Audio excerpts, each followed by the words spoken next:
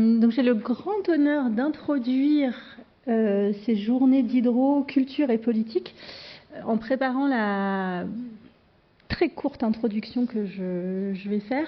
J'ai essayé de compter le nombre de journées d'hydro, culture et politique et je crois que nous en sommes à la 9e, si on compte, y compris la journée de préfiguration qui s'intitulait en 2015, au lendemain des attentats de 2015, « Que peut la culture ?»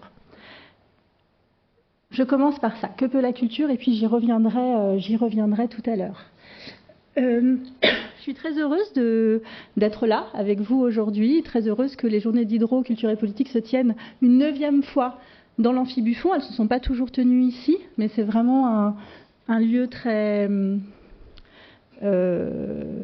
précieux à l'université, je ne sais pas comment dire, un outil pour la délibération, le débat, la réflexion politique, dans lequel on a tenu un certain nombre de journées et qui s'y prête particulièrement bien. Donc je suis très heureuse de revenir ici à Buffon après des années durant lesquelles on en était éloigné, puisqu'il y a eu les années de Covid pendant un certain moment. L'idée des journées d'hydro, culture et politique, c'est l'idée de revenir à ce qui fait les missions principales, le cœur de l'université, et de proposer au monde un lieu de rencontre entre des chercheurs en sciences sociales, des acteurs professionnels et des étudiantes et étudiants qui sont en formation, autour de débats contemporains sur les politiques culturelles. On l'a fait donc de nombreuses fois. On avait commencé par cette question sur que peut la culture, puis on avait organisé une journée sur les états généraux de la culture, autour de la figure notamment et de l'entreprise, surtout de l'ambition de Jack Ralite. On avait eu une journée sur le renouveau des maisons d'opéra, une autre dans laquelle on s'interrogeait sur l'intégration sociale et la musique, une autre sur les mobilisations sociales dans la culture, et puis j'en oublie, évidemment sur la Syrie en temps de guerre, sur les destructions et les reconstructions, les pratiques de résistance et de destruction dans la Syrie pendant la guerre. Voilà, un certain nombre de thématiques autour desquels, je crois, se sont rencontrés de différentes manières. Donc, à la fois des acteurs professionnels. L'idée, c'est vraiment que ces journées soient un lieu d'écoute, d'analyse, de récits, de pratiques qui sont très ancrées, qui sont ancrées socialement. L'idée, c'est que ces journées permettent d'entendre des acteurs professionnels parler de leurs pratiques et de mettre ça à l'épreuve, en confrontation, en réflexion, avec des chercheurs de sciences sociales, donc la sociologie, bien évidemment, l'anthropologie, mais aussi, on y tient beaucoup dans le master politique culturel, l'histoire, et c'est pourquoi un certain nombre de ces journées, la plupart d'entre elles, ont été organisées en partenariat avec le comité d'histoire du ministère de la Culture.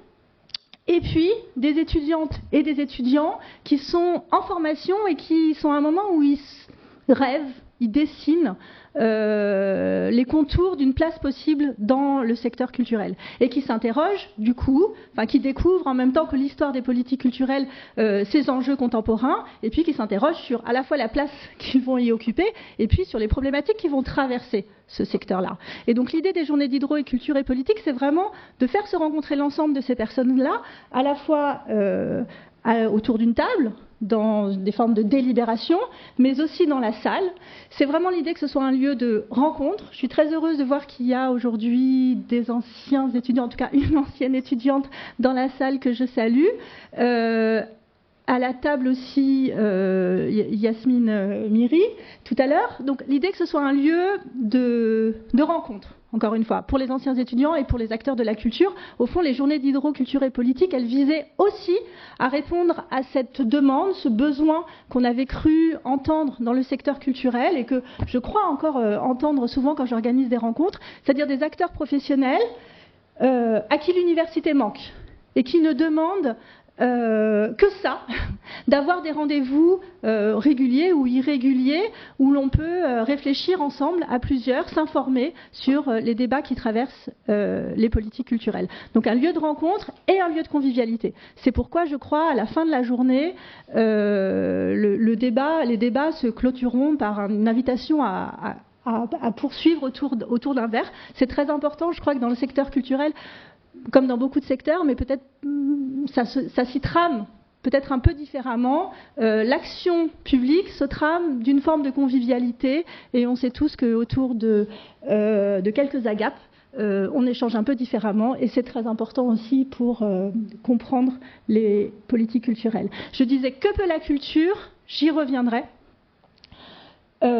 C'était notre première conférence, notre première journée d'hydroculture et politique en tout début décembre 2015, si je me souviens bien. Il me semble que cette question trame l'ensemble des journées d'hydroculture et politique, parce que la question de la responsabilité politique et sociale se pose particulièrement dans le secteur culturel. Et on sait qu'elle s'y est posée beaucoup plus qu'ailleurs, et peut-être beaucoup trop, et qu'il ne faut pas trop en demander à la culture. Et pourtant, il me semble qu'elle s'y pose plus qu'ailleurs, et que, notamment sur ces questions-là, les questions d'inégalité de genre dans le travail et dans l'administration culturelle, la question s'y pose un peu différemment. Donc je suis très heureuse aujourd'hui d'introduire donc de féliciter les 3 étudiantes et étudiants qui ont organisé cette journée, Ethel Loira, Lucas Pallier et Mélissande Poupin. Je suis très heureuse qu'ils s'emparent de cette question. Moi, j'ai très envie d'en savoir plus, d'entendre. Je me disais, le monde change et le monde change, mais parfois sur ces questions-là, on a le sentiment qu'il ne change pas si vite. Il change à la fois très vite. Il y a des effets d'accélération et parfois des effets de permanence. Et donc, je serais très heureuse de vous entendre aujourd'hui sur ces questions-là. Et voilà, sur cette invitation à vous écouter, à vous entendre, à réfléchir ensemble, je vais passer la parole à qui anime la première. Est-ce que c'est vous, Mélissande Poupin, C'est vous, Ethel? Oui. Voilà, merci.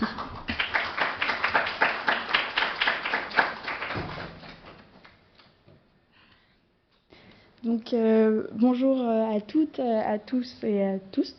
Je tiens à remercier d'abord Nathalie Montoya pour cette introduction qui nous permet de resituer la journée d'études d'aujourd'hui dans une tradition d'événements donc initiée par le Master Politique Culturelle depuis 2015.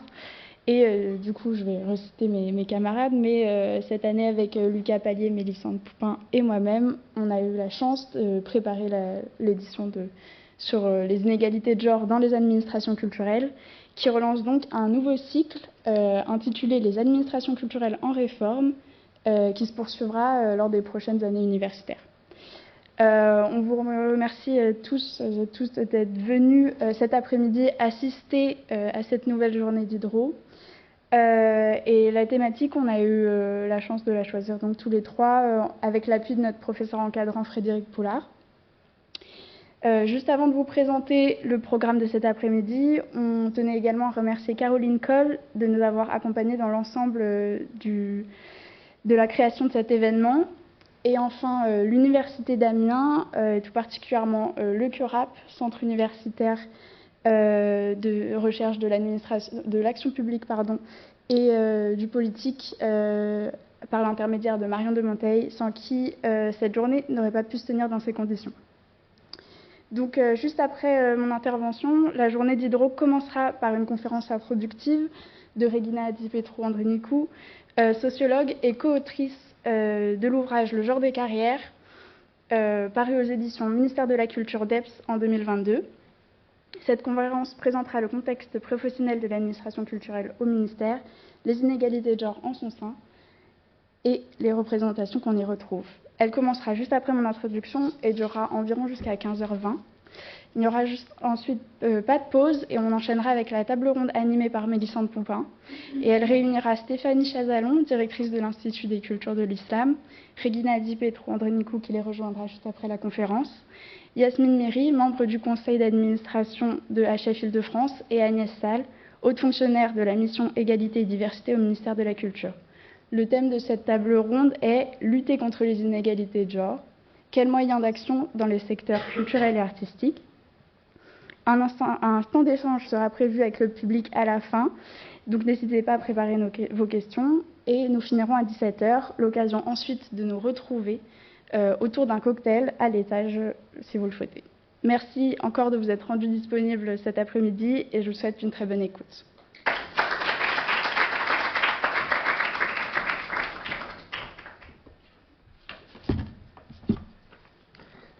Bonjour, je commence par moi-même remercier, pendant que j'installe ma présentation, remercier les organisateurs et organisatrices de cette journée et espérer que tout va bien se passer. Désolée pour mon fond d'écran, ou pas, mais voilà.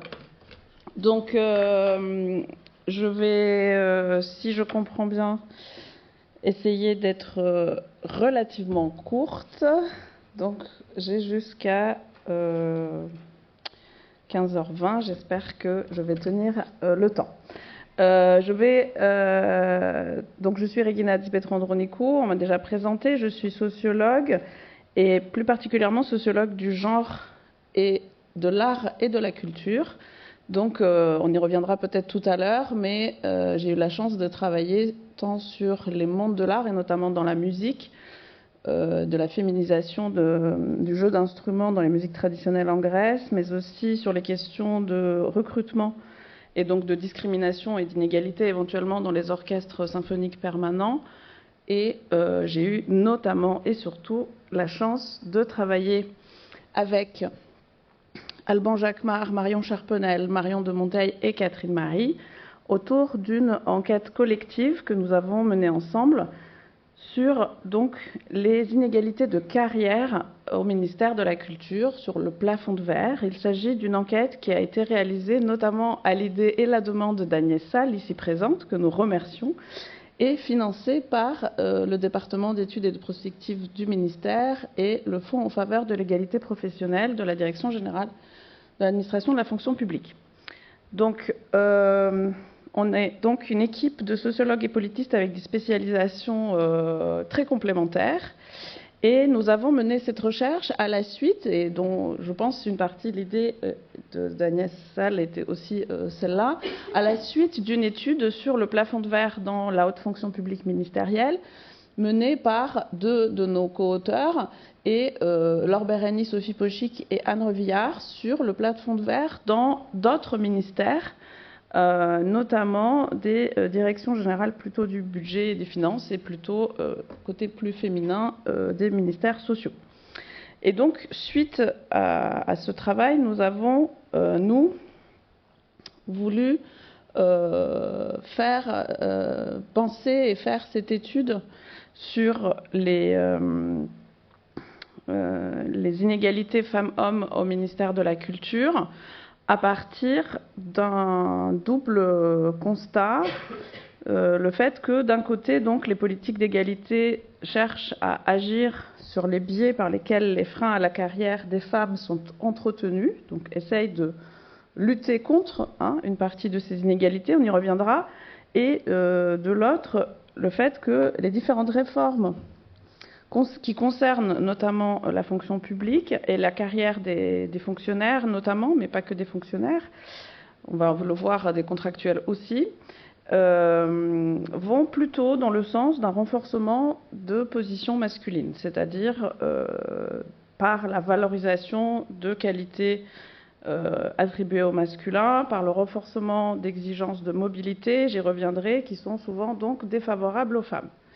Mais de quoi parlons-nous quand on parle de la haute fonction publique ministérielle et quelle est cette question du plafond de verre? Je fais une toute petite introduction ici pour voir la logique et après je présenterai très rapidement l'enquête et une petite partie des résultats. Évidemment, dans les enquêtes en général sur les inégalités de genre dans le travail, a été forger cette notion de plafond de verre, en tout cas cette idée ou de ségrégation verticale, cette idée que les femmes ont plus de difficultés à accéder aux plus hautes positions par rapport aux hommes. Et on a d'abord établi ce constat par des données chiffrées, j'y reviendrai, par le fait qu'on voit une disparition des femmes au fur et à mesure qu'on monte dans les hiérarchies des organisations professionnelles en général. Chose qu'on observe aussi dans le monde artistique et culturel, mais de plus récentes recherches, dont celles que j'ai citées tout à l'heure, mais même un peu avant, ont essayé aussi de comprendre comment se fabriquent ces inégalités. Et c'est un peu dans cette partie-là que je vais vous faire entrer à travers cette présentation. Hein, en se posant évidemment la question, est-ce qu'il y a certaines spécificités aux métiers culturels ou pas, et quelles sont ces spécificités. Donc juste pour ceux qui ne seraient pas familiers, je vous montre un petit organigramme, non ça j'y reviendrai après, un petit organigramme rapide, c'est pas tout l'organigramme, hein, il manque le cabinet donc de la ministre. Alors juste pour la petite blague et petit clin d'œil à Agnès, mais pas seulement, au dernier organigramme, quelqu'un avait oublié de changer cabinet de la ministre, du ministre, puisque Rima Abdul-Malak était une femme, mais le précédent ministre était un homme. Donc il y avait marqué cabinet du ministre sous Rima Abdul-Malak. Donc on retrouve parfois encore des élans de petites choses comme ça. Donc juste pour dire que l'organisation, il y a 2 délégations aussi qui n'apparaissent pas ici dans l'organigramme du ministère. On a donc un secrétariat général qui gère les affaires générales et plein d'autres sujets dont dépend aussi la haute fonctionnaire. Et on a 3 grandes directions générales, comme souvent dans les ministères, sur lesquelles nous avons pu travailler. Donc je le dis parce qu'on a focalisé l'enquête sur ces directions générales, et dans lesquelles on trouve plus spécifiquement dans les hauts corps de la fonction publique, plus souvent, hein, c'est pas unique, hein, des spécialités, si vous voulez, en dehors parmi les corps spécifiquement liés à la culture. On trouve plus souvent donc, des conservateurs et conservatrices des bibliothèques sur la direction générale des médias et des industries culturelles, parce que ça concerne notamment les livres aussi. On trouve plus souvent des conservateurs et conservatrices du patrimoine, des architectes et urbanistes d'État, plutôt dans la direction générale patrimoine et architecture, et les inspecteurs et inspectrices, conseillers et conseillères de la création, des enseignements artistiques et de l'action culturelle, si ça vous intéresse pour la suite, je dis ça notamment, dans la direction générale de la création artistique.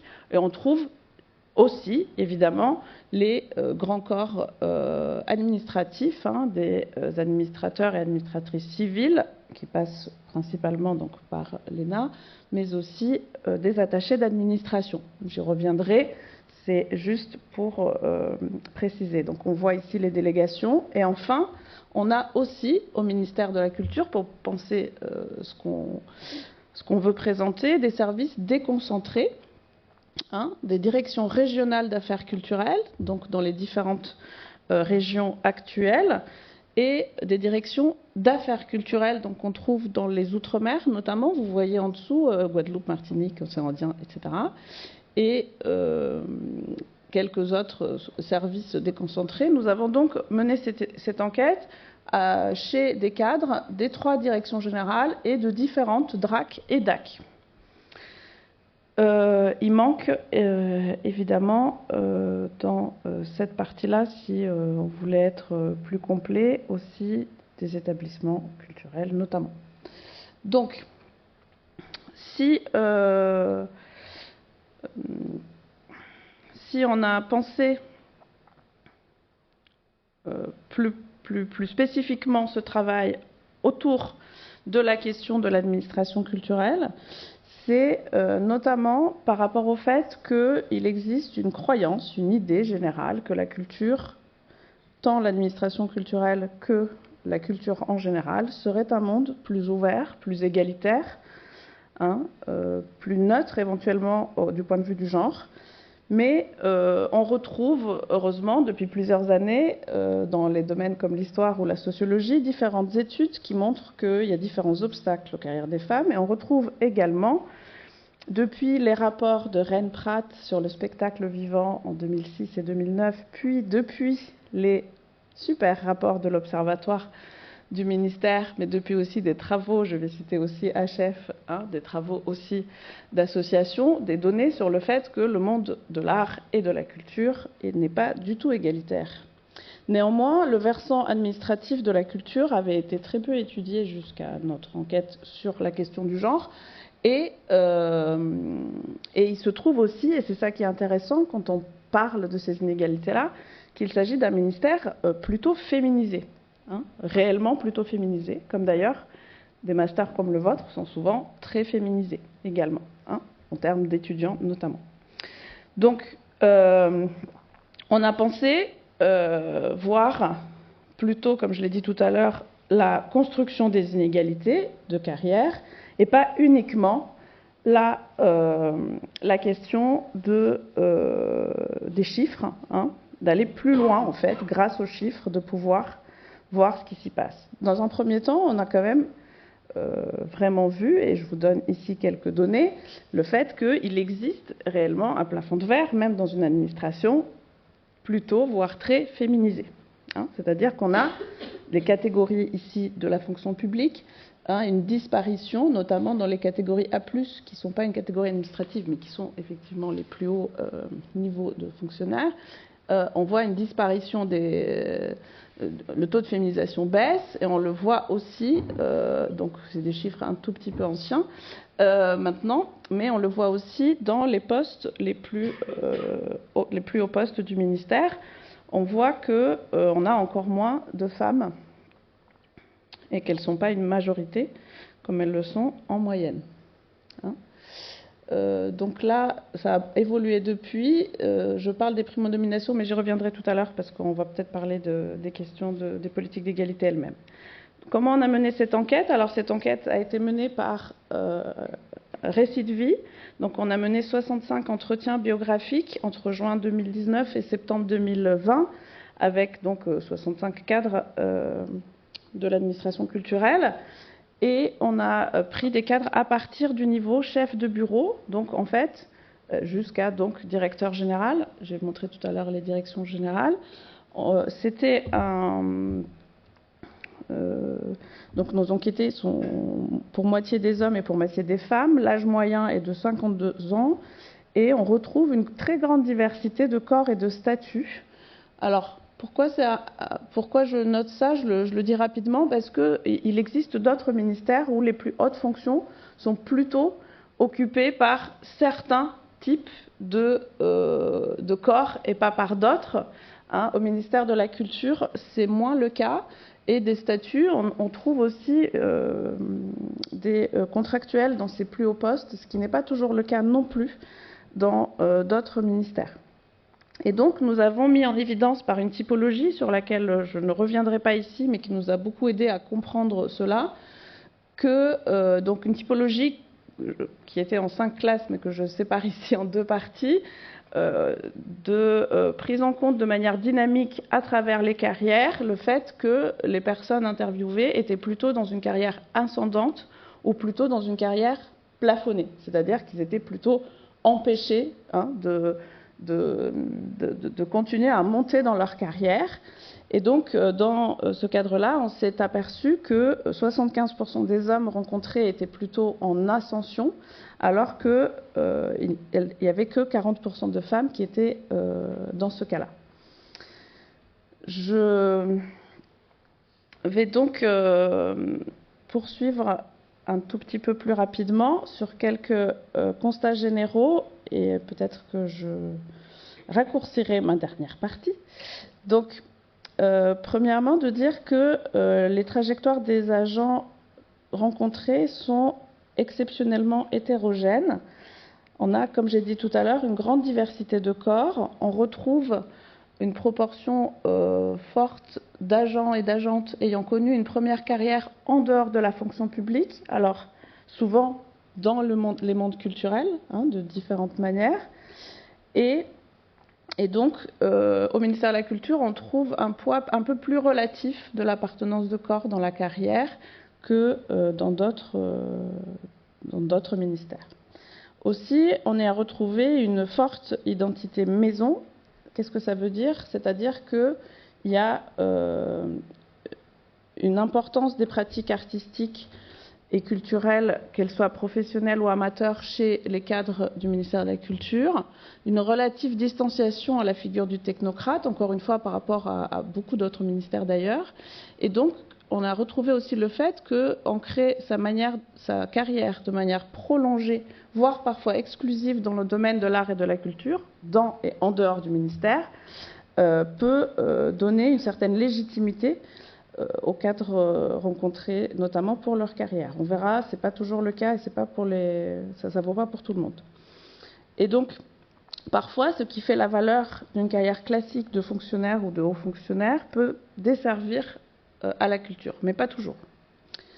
Donc, je vais plutôt centrer finalement ma présentation sur cette partie-là, sur le fait qu'il y a des choses qui construisent des carrières de manière genrée. Alors, d'une part, ce qu'on a pu voir, c'est que les trajectoires en dehors de l'administration culturelle sont surtout valorisées chez les hommes. Donc, des trajectoires en dehors de l'administration culturelle, c'est souvent des trajectoires plutôt d'administratifs, hein, qui ont déjà été fonctionnaires ou hauts fonctionnaires dans d'autres administrations. L'ancienneté dans l'administration culturelle, c'est-à-dire dans le ministère, peut pénaliser des carrières, et notamment surtout des carrières féminines. Et j'y reviendrai très rapidement à la fin, la conjugalité et la parentalité agissent, comme dans d'autres organisations, très différemment sur les carrières des femmes et des hommes. C'est-à-dire que, alors cette idée-là, et j'y reviendrai, elle est importante, c'est pas tant l'idée que les femmes ont du mal, par exemple, comme on a souvent dit, à concilier leur vie familiale ou conjugale d'ailleurs, parentale ou conjugale avec une carrière, mais c'est plutôt l'idée que la conjugalité et la parentalité, selon lesquelles elles se heurtent aux normes de réussite dans la carrière au ministère. Enfin, on a vu aussi que le ministère privilégie plutôt la progression de fonctionnaires titulaires plutôt que de contractuels, et on a eu plus de cas de contractuels femmes, sachant qu'une des particularités, je le redis, du ministère, c'est qu'on retrouve plusieurs contractuels ou anciennement contractuels. Donc, je vais donc plutôt me concentrer sur une partie des résultats que vous retrouverez aussi dans le livre, qui est le rôle de l'organisation elle-même et de ses normes dans la fabrique de ces carrières plutôt genrées des dirigeants et des dirigeantes. Alors premièrement, il y a cette division que j'ai dit tout à l'heure de statut entre fonctionnaires et contractuels. Et je vous donne un petit extrait d'entretien pour animer tout ça. Donc, je cite, « Il y a une forme d'inégalité en termes de progression de carrière inhérente à la manière dont fonctionne ce ministère. C'est le sort distinct qui est réservé aux agents contractuels par rapport aux fonctionnaires. Là, c'est vraiment criant. » C'est de quel ordre, dit l'enquêtrice. Les contractuels, ça ne bouge pas. Les contractuels, ça n'est jamais augmenté et ça reste, ça vieillit sur son poste. Enfin, avec des mécaniques qui sont en outre des freins à la mobilité des agents non titulaires. Et puis, des choix en matière de rémunération qui sont faits, qui font que j'ai très peu observé de mobilité heureuse d'agents contractuels. Pour les fonctionnaires, c'est donc plus facile de bouger. Alors, pourquoi je dis ça? C'est parce qu'en fait, pour réussir une carrière, notamment, la mobilité, différents types de mobilité sont très valorisés à ces niveaux de carrière. On a aussi des distinctions entre le genre de corps auquel on appartient ou de trajectoire qu'on a pu avoir, ce qu'on retrouve par exemple dans l'idée des carrières plutôt administratives, comme je disais tout à l'heure, versus des carrières plutôt des corps que j'ai cités tout à l'heure, plus spécifiques à la culture, donc plus spécialisés. Je vous mets encore une petite citation. On sait gérer un service, donc on pourrait faire autre chose ailleurs. Mais on n'a pas de débouché et quand on se positionne sur un poste, ça, les intitulés ne correspondent pas à nos profils initiaux, nous dit quelqu'un qui a un profil scientifique ou spécialiste. Et même si on les habille en travaillant sur le contenu, on nous dit « oui, mais vous êtes quoi? Vous êtes conservateur du patrimoine, c'est pas administratif. » Donc cette idée qu'on ne peut pas forcément valoriser, malgré un niveau égal enfin, en termes de corps, la possibilité donc de mobilité. Donc on trouve donc ces concurrences entre des groupes sociaux à l'intérieur du ministère qui consolident des hiérarchies défavorables aux femmes, puisqu'on trouve plutôt des femmes dans ces grands corps-là plutôt que par exemple à l'ENA. De nouvelles règles de gestion de la carrière aussi qui renforcent le rôle des soutiens à la carrière, ça c'était très important. Et donc le fait que pour monter, pour trouver un nouveau poste, on a besoin de soutien de différents ordres pour accéder à l'information et pour accéder au poste. Et donc, on a découvert, grâce à l'enquête, que les femmes bénéficient moins des voies discrétionnaires d'avancement et de promotion. Elles sont moins souvent celles qui peuvent être choisies pour être promues. Et elles ont aussi moins de ressources pour construire et entretenir des réseaux. Je vais passer sur ces citations, je pourrais revenir tout à l'heure si vous voulez. Et enfin, elles négocient moins leur rémunération. Alors ça, c'est très intéressant. Je reviens sur ce que je disais tout à l'heure sur le plafond de verre. La fonction publique a longtemps été considérée comme en dehors de cette idée du plafond de verre, parce que dans la fonction publique, on pense tous, et on le pense encore généralement, que les règles sont strictes, sont claires et sont automatiques. C'est-à-dire on passe un concours et on a des échelons de rémunération, on avance à l'ancienneté globalement ou en changeant éventuellement de poste une fois qu'on a suffisamment d'expérience ou de possibilités. Et en fait, non, c'est une des nouveautés de ces enquêtes-là aussi, mais d'autres également, c'est de dire que si, dans la fonction publique aussi, il y a des inégalités, mais aussi que ces inégalités peuvent aussi se retrouver en dehors de cette idée qu'elles seraient structurelles ou préexistantes à l'entrée dans la fonction publique notamment. Et il faut donc savoir que négocier sa rémunération, notamment à ces niveaux de postes, sont liés notamment à des questions de primes liées à ces postes, par exemple. Donc de dire, on arrive sur un poste et on voit combien on peut être rémunéré, combien on augmente par rapport à son précédent poste, etc. Et donc les femmes ont plus de mal et moins l'idée qu'elles pourraient négocier leur salaire ou leur prime pour différentes raisons. On verra s'il y a des questions à la fin, après la table ronde notamment.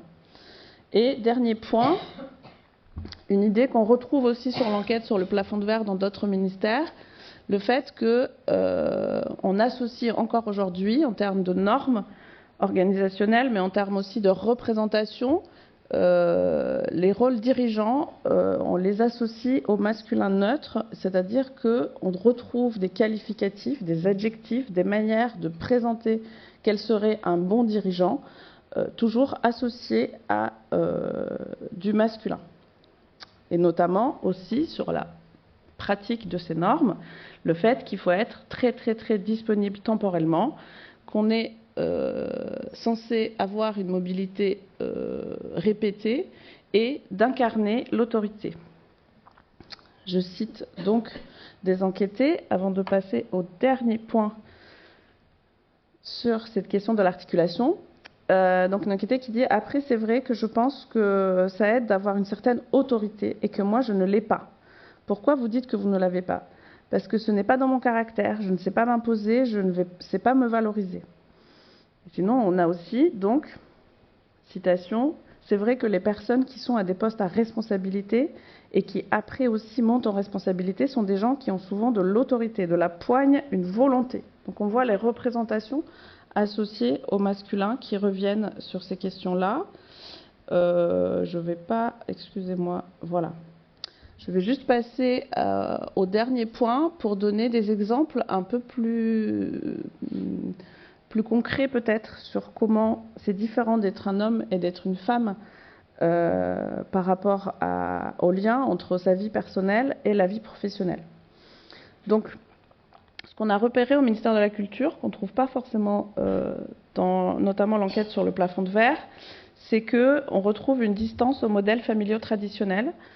Quel genre de distance et pourquoi je vous dis ça ? Alors parce que différentes enquêtes nous ont montré que chez les cadres en général, les cadres du privé mais aussi les cadres du public, sont plutôt des personnes qui, des études sur les ingénieurs, etc., ont montré que c'est plutôt des personnes qui ont tendance à être hétérosexuelles, mariées, je dis bien mariées, pas en couple, avec des enfants, voire plusieurs enfants. Et donc on trouve dans l'enquête du ministère de la Culture, par rapport notamment à l'autre enquête sur les autres ministères aussi, un moins fort taux de personnes mariées et un plus fort taux aussi de personnes divorcées. Donc c'est intéressant en partie là-dessus. Et on trouve aussi de manière complètement inattendue plus de la moitié des hommes interviewés qui n'ont pas d'enfants du tout. Alors ça, voilà, je peux citer différentes enquêtes où c'est pas le cas, mais en tout cas, ça a été très très très étonnant parce que, encore une fois, les enquêtes sociologiques ont longtemps montré, et ont montré sur d'autres domaines, que les hommes bénéficiaient, en quelque sorte, dans leur carrière, du fait d'être en couple avec des enfants, voire d'avoir beaucoup d'enfants. Donc ces notions que j'ai mis ici de père qui gagne, étudiées proposées en tout cas par Catherine Marie et Charles Gadea dans un article il y a longtemps dans Travail, Genre et Société, qui ont montré qu'en fait, ils avaient même des carrières plus ascendantes encore ou plus rapides que les pères qui avaient moins d'enfants ou les hommes qui n'avaient pas d'enfants. Et qu'en quelque sorte, l'image de l'homme hétérosexuel reproducteur faisait augmenter en fait, en quelque sorte, favoriser les carrières de ces hommes-là. On retrouve un inégal coût du divorce, j'y reviendrai aussi très rapidement. Donc le divorce, comme j'ai dit, qui est plus présent chez les cadres du ministère de la Culture qu'ailleurs, le divorce n'a en fait pas de coût sur les carrières masculines, alors qu'il a un coût fort sur les carrières féminines, et notamment dans les cas de femmes qui se retrouvent être des familles monoparentales, c'est-à-dire qui ont des enfants. Et enfin, deux derniers petits points. On retrouve chez les hommes, ça pour le coup, comme ça a été montré dans d'autres ministères, un soutien des conjointes à la carrière des hommes, mais aussi des conjoints à la carrière des hommes. J'ai pas mis le point médian ici, j'aurais dû, parce que voilà, on a des cas aussi de conjoints qui sont dont la vie est liée professionnelle et personnelle à la carrière de leur conjoint, alors qu'on ne retrouve pas jamais d'ailleurs l'équivalent chez les femmes. C'est-à-dire il n'y a pas de femmes qui ont un conjoint ou une conjointe dont la carrière, la vie ou l'organisation est mise de côté à la faveur de leur carrière à elles. Le seul appui qu'on peut retrouver dans certaines carrières de femmes, c'est plutôt l'idée de couple qu'on a nommé ici égalitaire, c'est-à-dire de couple à double carrière, où les deux ont une carrière, mais où ils arrivent à faciliter, les conjoints souvent arrivent pour des raisons structurelles à faciliter la possibilité des femmes, notamment d'avoir des mobilités ou de rester tard au travail, même quand elles ont des enfants. Donc, juste pour dire aussi que cette idée du couple égalitaire du point de vue des carrières des hommes, à l'inverse, n'est pas une situation propice à des carrières ascendantes. C'est-à-dire, c'est des situations qu'on peut retrouver, il y en a très peu, mais quand les hommes sont dans des couples où il y a double carrière et où ils partagent leur projet de carrière, leurs difficultés, leur mobilité, etc., il se trouve que ces hommes-là n'ont pas des carrières ascendantes. Donc je vais faire deux derniers petits points et je passerai à la conclusion, parce que j'avais évidemment une version un peu plus longue de ça. Je voudrais juste faire un petit focus sur les hommes sans enfants et les pères qui gagnent, pour voir que, je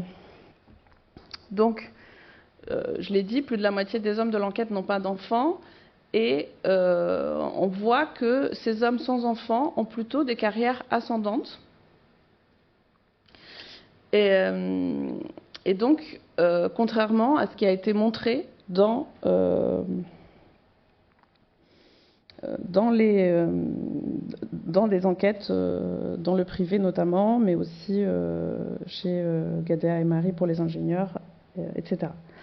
Et on s'est posé la question, par exemple, je dis juste pour entrer dans la cuisine, mais pourquoi ces hommes-là n'avaient pas de coût, ça n'avait pas de coût dans leur carrière, et est-ce que le modèle des pères qui gagnent était quand même pertinent au ministère de la Culture? Il se trouve que oui, c'est-à-dire que les hommes qui ont plus de 3 enfants ou plus, ont eux aussi des carrières ascendantes au ministère de la Culture. Alors, ce qu'on a pu découvrir grâce à l'enquête sociologique, c'est qu'ils n'ont pas les mêmes profils. C'est-à-dire que, et là c'est peut-être quelque chose sur lequel on pourra peut-être revenir tout à l'heure, ceux qui n'ont pas d'enfants sont plutôt des hommes qui sont plutôt issus du monde de la culture. Hein.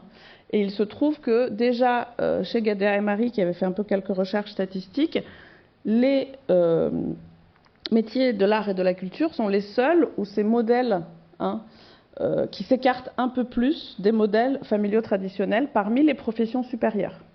Hein.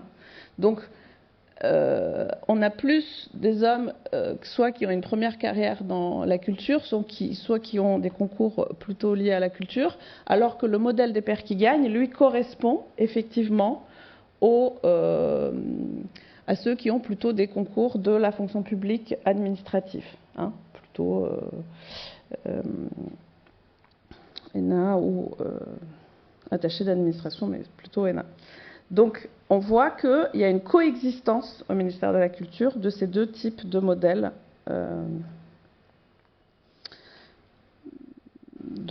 un peu improbables. Enfin, je vais juste vous présenter très rapidement cette asymétrie des ressources conjugales avec quelques extraits d'entretien. Donc on a vu ce que je vous disais, ces hommes qui bénéficient de femmes exceptionnelles. Mon épouse a travaillé très longtemps sur Paris et depuis qu'elle n'est plus à Paris, elle ne travaille plus. C'était très difficile après de retrouver l'équivalent de son poste. Et donc de fait, elle ne travaille plus, ce qui nous permet finalement d'être un peu plus mobiles, mais dans la limite aussi de l'acceptabilité, par moi et par elle, de travailler, d'être dans telle ou telle région. Donc la seule chose qui est négociée, c'est finalement où on aimerait être, mais pas comment on va faire pour travailler. Donc cette idée-là, cette situation existe pour différents hommes rencontrés, mais évidemment pour, comme je l'ai dit tout à l'heure, aucune femme.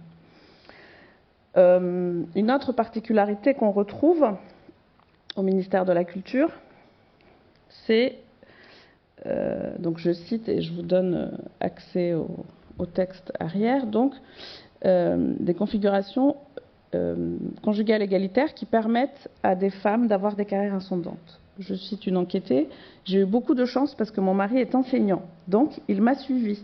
Il ne m'a pas suivi quand j'étais à telle ville, mais on a fait ce choix ensemble. Donc il était à Paris, voilà. Donc ça n'a jamais été un obstacle pour moi, ma vie personnelle. Donc là, on aborde la question des mobilités, notamment géographiques, qui est une des questions qui crée le plus d'inégalités. Alors je précise, tous les cadres de l'administration culturelle ne bougent pas forcément de Paris en région, mais il y en a beaucoup qui font des carrières en ayant des mobilités géographiques. Et ces mobilités géographiques sont très difficiles pour des femmes, notamment ayant des enfants en bas âge. Enfin, il y a un autre point, c'est qu'au ministère de la Culture, on n'a pas uniquement cette présence de besoin de disponibilité extensive qu'on retrouve dans d'autres ministères, c'est-à-dire de travailler de 9h du matin à 20h, 22h, etc. Mais on a aussi, dans notamment certaines directions plus que d'autres, et dans les DRAC, un besoin aussi de représentation dans le soir, notamment, ou les week-ends, dans le cadre de premières d'art du spectacle subventionnées notamment, de vernissage d'expositions également, dans des musées, etc., etc. Et donc, en fait, ça crée une difficulté organisationnelle supplémentaire pour l'articulation avec la vie personnelle, et notamment quand on a, encore une fois, des enfants en bas âge, mais parfois aussi pour la vie conjugale. Et il se trouve que, voilà, je cite un extrait ici, c'est vraiment, à vrai dire, la seule chose que j'essaie de protéger, parce que j'ai quand même une vie familiale, c'est mes week-ends. Et encore, j'ai la chance d'avoir un mari qui m'aime depuis toujours, donc il me connaît depuis 35 ans, et qui a aussi des intérêts culturels. Donc, par exemple, dimanche, on est rentré d'un week-end où on n'était pas à Paris. Il y avait un pré-vernissage d'une exposition. Voilà, on est arrivé à 19h et on est reparti à 2h30. On est reparti à 20h30. Voilà. Est-ce que c'est du travail? Oui. Est-ce que le jour où j'arrêterai de travailler, j'irai quand même voir l'expo ou je ne ferai pas l'expo? Donc on voit la présence de cette possibilité de associer, grâce à certaines configurations conjugales, ça, ce qui est beaucoup moins le cas évidemment pour des enfants plus jeunes. Donc voilà, on arrive à la conclusion. Donc en plus des quelques petits résultats abordés aujourd'hui, cette recherche nous a aussi permis d'étudier deux autres dimensions de la carrière, les socialisations familiales et scolaires, donc quelles sont les caractéristiques de ces personnes rencontrées avant avant leur vie professionnelle et de devenir des cadres de l'administration culturelle, et la réception des politiques d'égalité notamment, sur laquelle on pourra revenir peut-être autour de la table ronde. Et ça nous a donc permis, globalement, d'éprouver effectivement ces croyances dans la singularité de l'administration culturelle, c'est-à-dire que l'administration culturelle serait une administration plus égalitaire, ou voire égalitaire, mais aussi de penser les inégalités de carrière de façon dynamique, c'est-à-dire, on trouve ça très très intéressant de voir le fait que les inégalités de carrière ne sont pas une situation qui s'explique par un concours, un endroit, un moment ou un poste, mais de bien voir comment différents facteurs les alimentent et qu'elles peuvent aussi évoluer, comme je disais tout à l'heure, notamment liées à différentes réformes de l'organisation de la fonction publique et de la vie et des statuts des fonctionnaires. Et enfin, donc, d'éclairer ces dimensions genrées des différentes réformes de l'État qui, elles, peuvent affecter plus fortement, malheureusement pour l'instant c'est souvent ça, les carrières des femmes que les carrières des hommes. Voilà, je vous remercie pour votre écoute, pour votre attention.